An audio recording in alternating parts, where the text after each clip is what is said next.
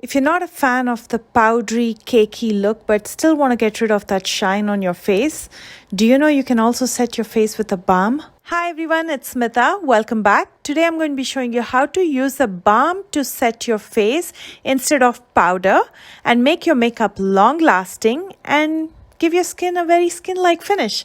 So if you're ready, let's begin.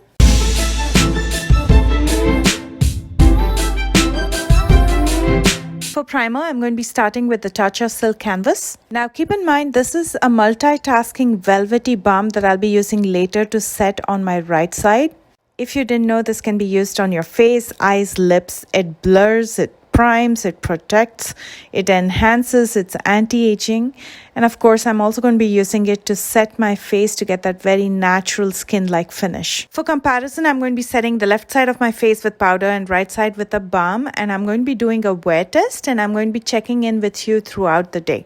Now for foundation, I'm going to be using the Too Faced Born This Way Matte 24-Hour Foundation in the shade Praline. I'm going to be using this all over my face and neck using a flat top kabuki brush from Doe Color, which I've linked in the description box below. This foundation is oil free, it's long wearing and gives you that very natural satin matte finish.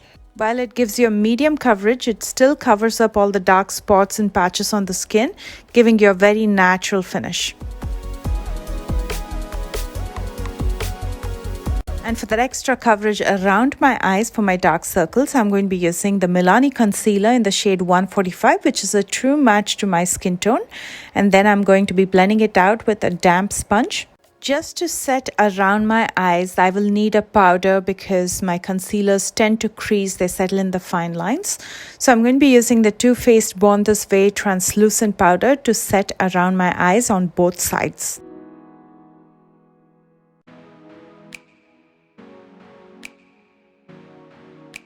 The base makeup is now ready, and on my left side of the face, I'm going to continue to use the Too Faced Born This Way setting powder. With a powder puff, I'm going to set only on my left side. I gotta be honest with you, although sometimes powder looks cakey, it gives you the most flawless coverage. But at the same time, if you look from close, you can see the powdery finish. So that is something that I've always disliked about powder, and if you've observed, I usually set only in my T-zone, but today for comparison, I'm setting the entire left side.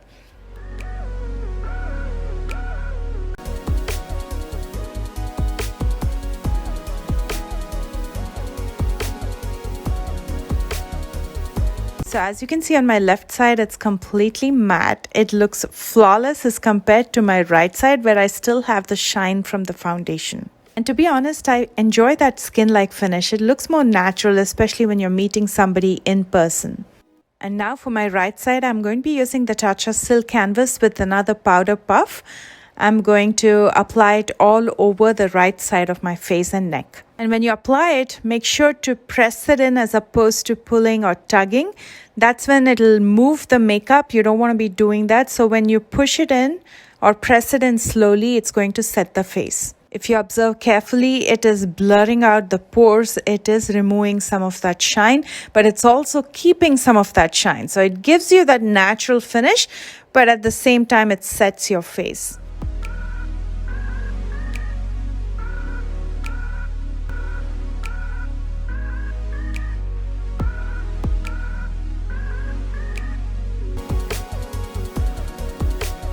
Now this next step is absolutely important whether you're using a balm or powder, is to set your face with a setting spray. The one that I'll be using is the Refresh Setting Spray. This is by Haley's.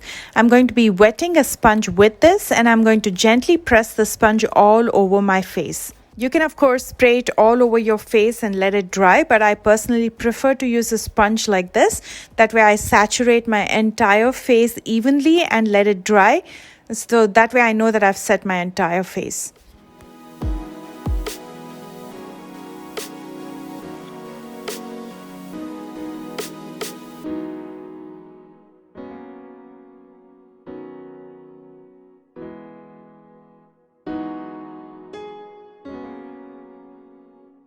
You can clearly see a difference on my right side versus my left. My right is a little bit more natural looking. You can still see some shine as opposed to my left side, which is completely matte. I'm going to be checking in with you throughout the day. So before that, I'm going to do some light makeup, finish up my eyes and lips. That way I can step out, I can continue on with my chores and check in with you as well. On my brows, I'm going to be using the Precisely My Brow from Benefit in the shade 4.5, just filling in the sparse areas and keeping it looking as natural as possible. I'm not going to be doing any eye makeup. Instead, I'm just applying mascara. The one that I'm going to be using is Lash Princess by Essence, which is one of my personal drugstore favorites. This mascara is highly recommended, especially if you have short lashes or thin lashes. It gives you both volume as well as length. All you need is just one coat to make your lashes look fuller and longer. As you can see, it's made my eyes look so much brighter even without eye makeup, and this is pretty much what I do on a daily basis. And I'm going to finish up with a lip liner by Wet n Wild, and I'm going to list all the products in the description box below.